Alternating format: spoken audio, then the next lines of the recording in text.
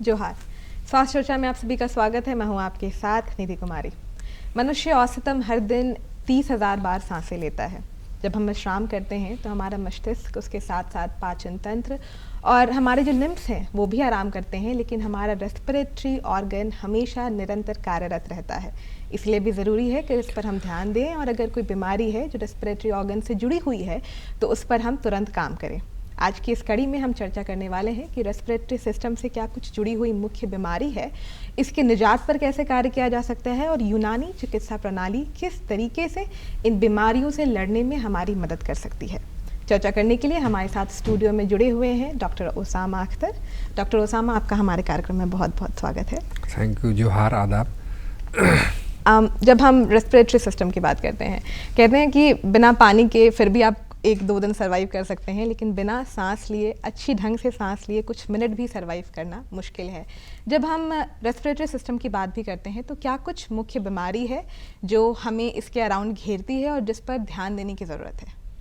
ये भी आपने बहुत अच्छी बात कही कि रेस्पिरेटरी, पानी से तो हम 2 दिन तक भी सर्वाइव कर सकते हैं, लेकिन ऑक्सीजन या सांस के बगैर 4 मिनट से ज़्यादा, सिर्फ बहुत ही जो प्रैक्टिस करते होंगे तो शायद वो कुछ और ड्यूरेशन बढ़ा सकते हैं, यानी मैक्सिमम 4 मिनट से तक उससे ज़्यादा सर्वाइव नहीं कर पाते हैं।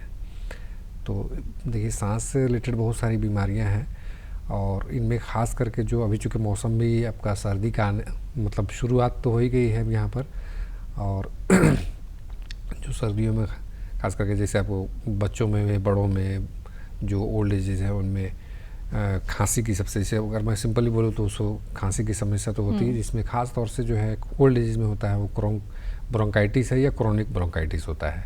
छोटे बच्चों में क्या होता है, आमतौर से जो छोटे बच्चे हैं उनको बैक्टीरियल इन्फेक्शन हो सकता है। अगर वो वैक्सीन प्रॉपर, अगर उनका वैक्सीनेशन नहीं हुआ है तो निमोनिया उनको बच्चों को हो सकता है, बैक्टीरियल निमोनिया, वायरल निमोनिया, दो भी। तो इस तरीके से निमोनिया कंडीशन हो सकती है। इसी तरीके से और दूसरे जो है एम्फाइजमा, जो COPD बोलते हैं हम लोग, कंजस्टिव ऑब्स्ट्रक्टिव पल्मोनरी डिजीज़, बोलते हैं मतलब लंग्स को, तो वो चीज़ें हो सकती है जो लंग्स की रिलेटेड। और मौसम के अकॉर्डिंग से वायरल अगर कुछ हो रहा है, किसी को तो फ्लू होता है, इन्फ्लुएंजा, उसकी वजह से सोर थ्रोट हो रहा है और फिर वो इन्फेक्ट करके फिर लंग्स को जो है कफ वगैरह इसके तरीके से खांसी उसमें डेवलप हो सकती है।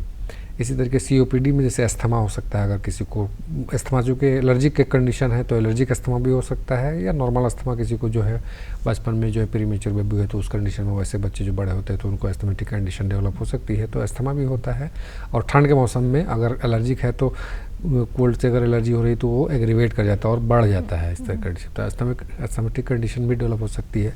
इस तरीके से COPD में एक एम्फाइजमा है, ब्रोंकाइटिस भी है और एक ब्रोंकेक्टेसिस होता है।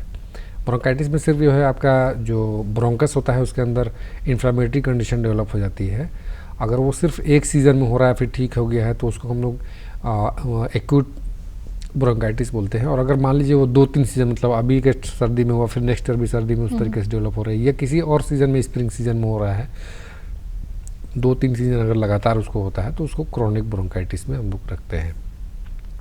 इस तरीके से जो ये तो ब्रोंकाइटिस हुई है। ब्रोंकेक्टेसिस के अंदर जैसे लंग्स के अंदर कहीं पर कॉन्स्ट्रिक्शन हो रहा है और उसके नीचे में स्पूटम एक्यूमुलेशन, उसका जो है स्पूटम अगर जमा हो रहा है लंग्स के अंदर, उसके एल्विलाई में, जो लंग्स की जो छोटी छोटी एल्विलाई है जिसके अंदर से ऑक्सीजन का ट्रांसफ्यूजन होता है, और वहाँ पर जो है स्पूटम जमा होता है और ऊपर में कॉन्स्ट्रिक्ट कर गया और नीचे का एरिया डायलेट कर गया हो तो उसको ब्रोंकेक्टेसिस बोलते हैं। इसी तरीके से एम्फाइजेमा होता है वो COPD के अंदर, जो कंजस्टिव ऑब्स्ट्रक्टिव पल्मोनरी डिजीज़ में, तो उसमें एम्फाइजेमा में भी उस तरह के कॉन्स्ट्रिक्शन होता है और नीचे एयर का जो है फिलअप हो जाता है और ट्रांसफ्यूजन प्रॉपर जो है, जो ऑक्सीजन का जो ट्रांसफ्यूजन हो रहा है वो दोनों ब्रोंकाइटिस और ब्रोंकाइटिस में वो हैम्पर होता है उसमें।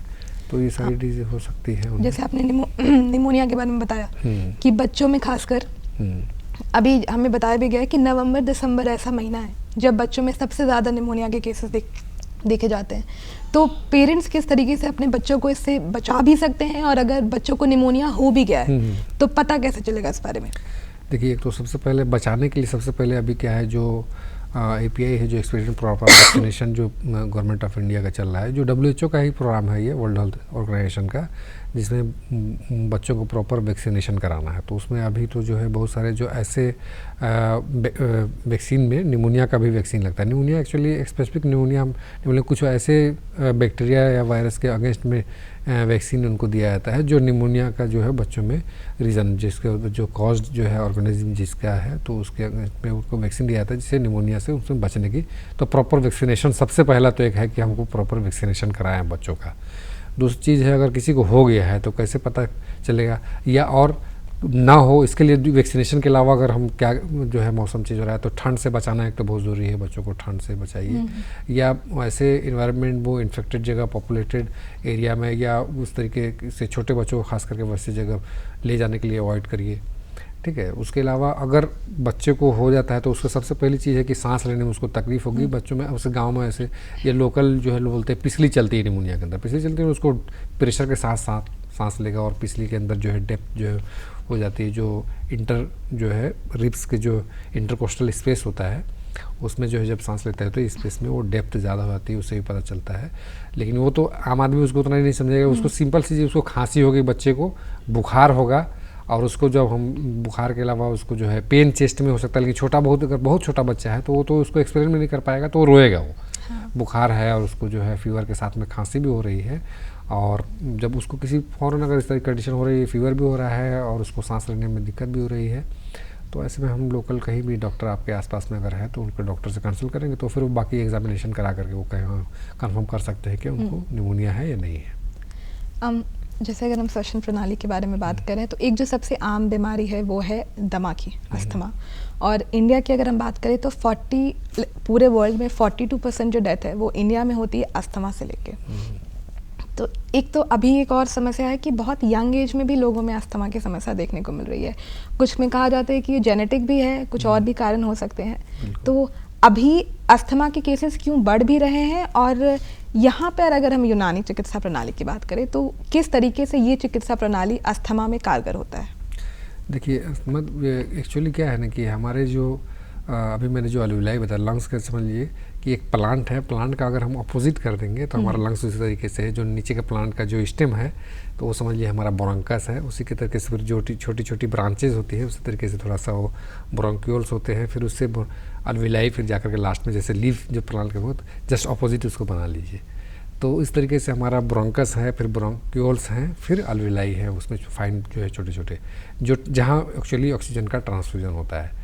अब अस्थमा के अंदर क्या होती है कि कुछ एलर्जिक कंडीशन ऐसे में हमारा बॉडी हर चीज़ के अंदर जैसे डस्ट पार्टिकल है उसके अगेंस्ट में अगर एक्स्ट्रा रिस्पॉन्स देने लगे तो एक्स्ट्रा रिस्पॉन्स देने में लंग्स के अंदर क्या होता है, हालांकि जो भी डस्ट पार्टिकल है या जो भी फॉरेन बॉडी है, सिर्फ डस्ट ही नहीं, कोई भी फॉरेन बॉडी अगर है, अगर हमारे सांस के जरिए वो जाते हैं, लेकिन हमारे जो रेस्पिरेटरी कैनाल जिसको हम बोलेंगे रेस्पिरेटरी सिस्टम में, तो उसमें फाइन जो है आपके जो है फिमरिया बोलते हैं उसको, जो सेल्स होते हैं उसके अंदर फिमरिएटेड सेल्स होते हैं जो उसको पुश कर करके समझ लीजिए कि फिर हमारे स्पूटम के ज़रिए से वो बाहर निकल आते हैं, वो ज़्यादा अफेक्ट नहीं करते हैं। इसी तरीके से उसके मैकेनिज्म चलता है। लेकिन अगर कोई इसी तरीके से जो फॉरेन बॉडी जो भी जा रही है, मान लीजिए वो एयर के ज़रिए सांस में जो ले रहे हैं वो फॉरेन बॉडी भी हो सकता है, या फिर टेम्परेचर के वेरिएशन से भी वो चीज़ें हो सकती है, फॉरेन बॉडी नहीं हो तब भी हमारा जो रेस्पिरेटरी कैनाल वो एक्टिव ज़्यादा हो जाए या रिस्पॉन्स ज़्यादा देने लगे और वो कॉन्स्ट्रिक्ट करने लगे, अच्छा, है ना, तंग होने लगे, तो उसमें क्या होगा कि प्रॉपर ऑक्सीजन नहीं जाएगा। तो उसी कंडीशन में जब वो प्रॉपर जो है ऑक्सीजन का ट्रांसफ्यूजन हमारे लंग्स में अलविलाई के अंदर नहीं हो रहा है तो ऑक्सीजन की कमी होने लगेगी, तो उसको दम घुटने की जैसी कंडीशन लगेगी कि हमको जो है वो प्रॉपर जो है हवा सांस नहीं ले पा रहे हैं। तो इसमें जेनेटिक, जैसे आप बहुत अच्छी आपने बात कही कि जेनेटिक भी हो सकता है, किसी के हिस्ट्री हो कि उसके मदर या फादर को रहा हो तो हो सकता है, लेकिन 100% ऐसा नहीं है कि अगर मदर फादर को हो तो बच्चों में भी हो, लेकिन ये हो सकता है, ये एक फैक्टर हो सकता है। दूसरी चीज़ है इन्वायरमेंटल कंडीशन की वजह से भी हो सकता है। अगर बहुत ज़्यादा पोल्यूशन अगर हो रहा है तो पोल्यूशन में हमारा बॉडी जो है एक हद तक तो उसको अडॉप्ट करने के बहुत सारी चीज़ों को, लेकिन कहीं किस कंडीशन में ऐसा है कि वो उसको अडॉप्ट नहीं कर पा रहा और वो ज़्यादा एक्टिव हो रहा है और फिर अफेक्ट करके लंग पे जो है वो एस्थमेटिक कंडीशन डेवलप हो सकती है, खास करके डस्ट है और धुआं, इन चीज़ों से। फिर जिनको ये प्रॉब्लम है, अगर उस तरीके से उनको क्लाइमेटिक चेंज से भी हो रहा है, तो अगर मान ठंड से किसी को बहुत ज़्यादा अफेक्ट हो रहा है, किसी को बारिश भी हो सकती है, बारिश भी बहुत ज़्यादा होती है तो उसमें उनको कहे कि उस कंडीशन से आप थोड़ा अवॉइड कीजिएगा, वैसे कंडीशन में आप ना जाएँ। अब हमारे अगर आप बोलेगा यूनानी मेडिसिन में इसमें क्या यूज़ करा सकते हैं, तो उसमें बहुत सारी जैसे मेडिसिन होती है, जैसे कुछ टेक्नोलाइल हम लोग देते हैं अस्थमेटिक कंडीशन के लिए। अच्छा, एक चीज़ और ये भी है कि जैसे कि जेनेटिक कंडीशन में भी होता है अस्थमा, और कभी कभी जो प्री मैच्योर बेबीज़ होते हैं, जैसे किसी नॉर्मल 9 मंथ की जो है प्रेगनेंसी होती है, अगर किसी बच्चे की डिलीवरी अगर 7 मंथ 6 मंथ हुई हो, तो ऐसे बच्चों में आमतौर से देखा गया है, 100% ऐसा नहीं, लेकिन ऐसे बच्चों में आमतौर से देखा गया कि उनके बड़े होने में अस्थमेटिक कंडीशन हो सकती है। तो वैसे बच्चों को अगर इस तरह के कुछ सिम्टम अगर आते हैं, तो उनको फिर बोले कि आप उस तरीके से जो क्लाइमेटिक चेंजेस होता है, या इस तरीके से धुएं में या डस्ट के जो एरिया है उसमें आप ना जाएं, क्योंकि आपको ऐसा अस्थमेटिक कंडीशन डेवलप हो सकती है, या उस तरीके से आपको ब्रीदिंग डिफ़िकल्टी आ सकती है, तो इस वजह से वैसे में न करें।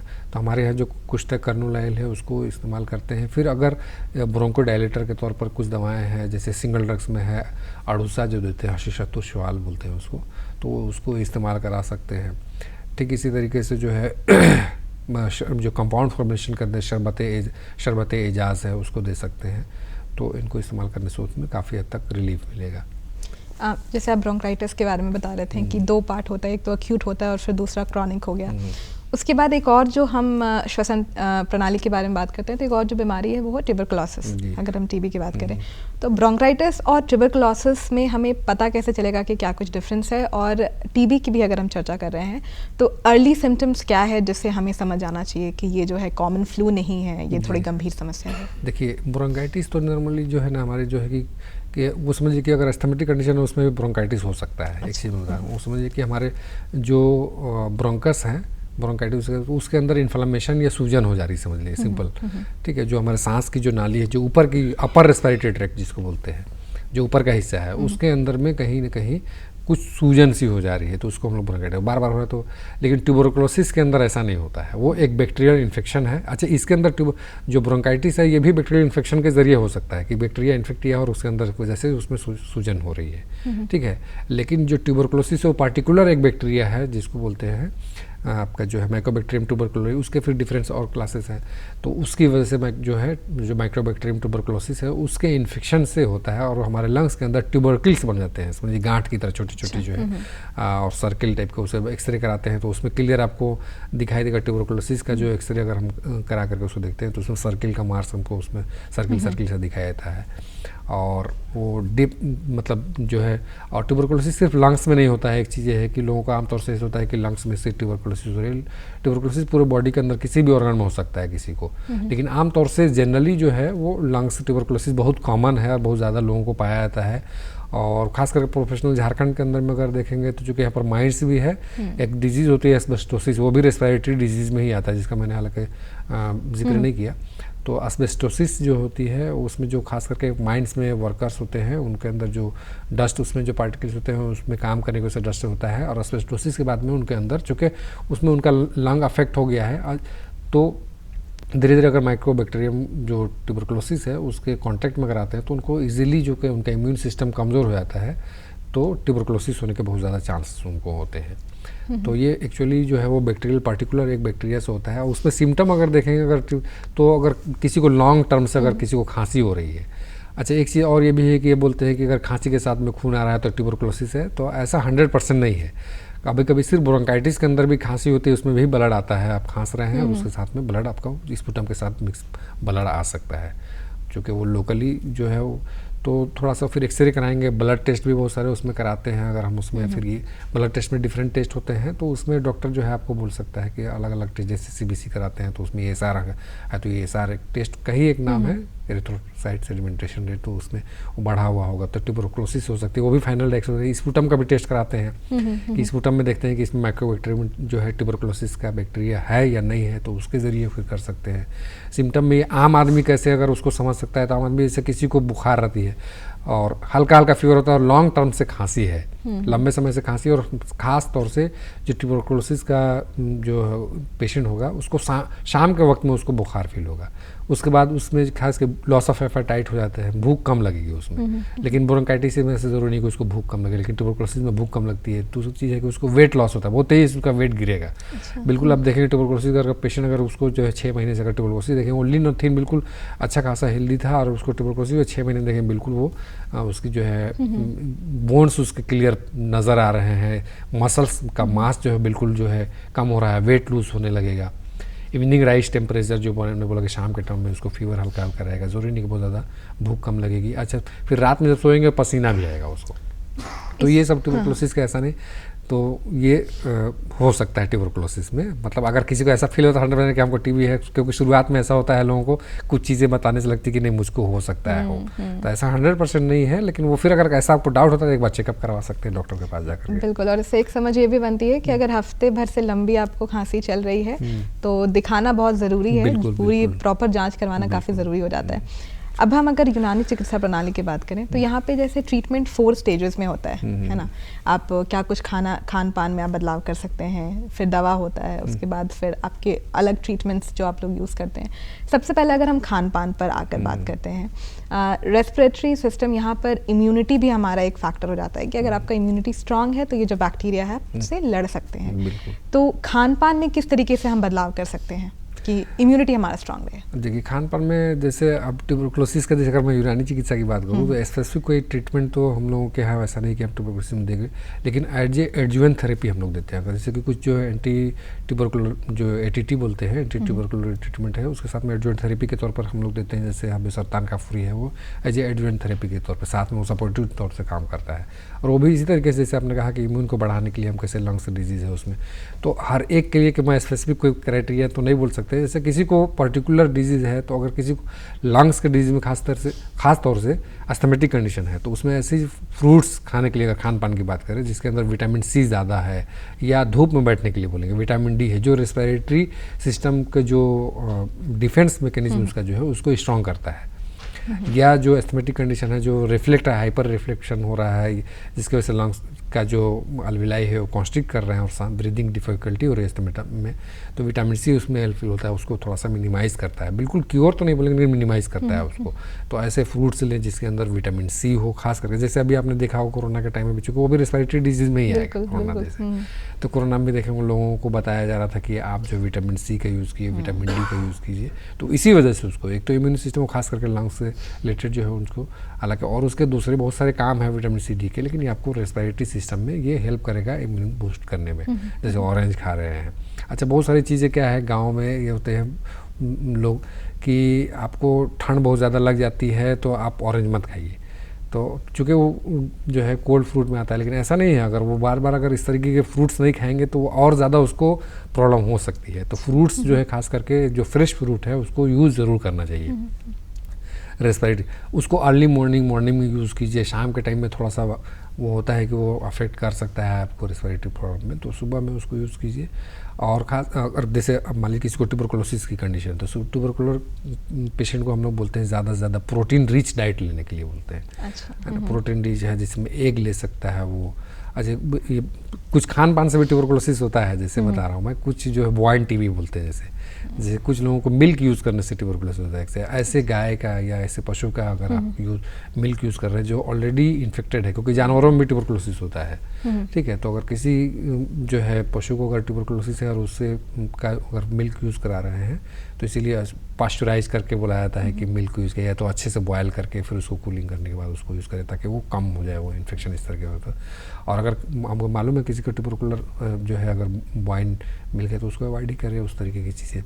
तो खान पान में जैसे कि मिल्क हम लोग ऐसे बोल सकते हैं उसको देने के लिए, लेकिन ये भी ध्यान रखना है कि जो है मिल्क जो है पास्चराइज हो या वो इन्फेक्टेड ना हो, तो वरना मिल्क से भी ट्यूबरकुलोसिस होता है। और मिल्क से लंग्स का तो ट्यूबरकुलोसिस नहीं होगा उसको खाने का, लेकिन इंटेस्टाइनल ट्यूबरकुलोसिस हो सकता है। किडनी ट्यूबरकुलोसिस जैसे मैंने कहा पूरी बॉडी में बोन ट्यूबरकुलोसिस हो सकता है, किडनी में हो सकता है, इंटेस्टाइन में हो सकता है, तो दूसरे ऑर्गन को भी अफेक्ट करता है। तो ऐसे में लेकिन प्रोटीन रिच जो है ट्यूबरकुलर पेशेंट को खाने के लिए खास करके एग है या जो है पनीर है या इस तरह के दालें हैं जो सोयाबीन है, इस तरह की चीज़ें, और फ्रेश फ्रूट भी उनको यूज़ कराने के लिए बोले ताकि वो जल्दी से जल्दी क्योर उसकी इम्यूनिटी स्ट्रॉन्ग हो और वो उससे अच्छे हो। अभी बीते कुछ वर्षों में श्वसन तंत्र में जो बढ़ते केसेस के जो हमें नंबर्स देखने को मिले, उसका एक रीज़न ये भी है कि काफ़ी ज़्यादा पोल्यूशन हमें अफेक्ट करती है, स्मोक हमें अफेक्ट करता है। अभी एक और जो समस्या हमें है कि स्मोकिंग एक बहुत बड़ी अभी चुनौती हो गई है, लोग बहुत ज़्यादा नंबर्स में लोग स्मोक करने लगे हैं। तो अगर आप बाहर निकल रहे हैं तो किस तरीके, खासकर अगर आप दमा के पेशेंट हैं या फिर आप ऑलरेडी किसी बीमारी से जूझ रहे हैं रेस्पिरेटरी सिस्टम के, तो बाहर निकलने से पहले या फिर घर में भी क्या कुछ आप चेतावनी बरत सकते हैं? और किस तरीके से जो लोग खैर इस प्रैक्टिस में हैं, अगर मान लीजिए स्मोकिंग के भी प्रैक्टिस में हैं, तो उनके लिए अभी फ़िलहाल इसको छोड़ देना क्यों इतना ज़रूरी? देखिए, स्मोकिंग अगर कर रहे हैं, दमा कंडीशन है, तब तो आपके लिए समझिए कि वो जहर ही है।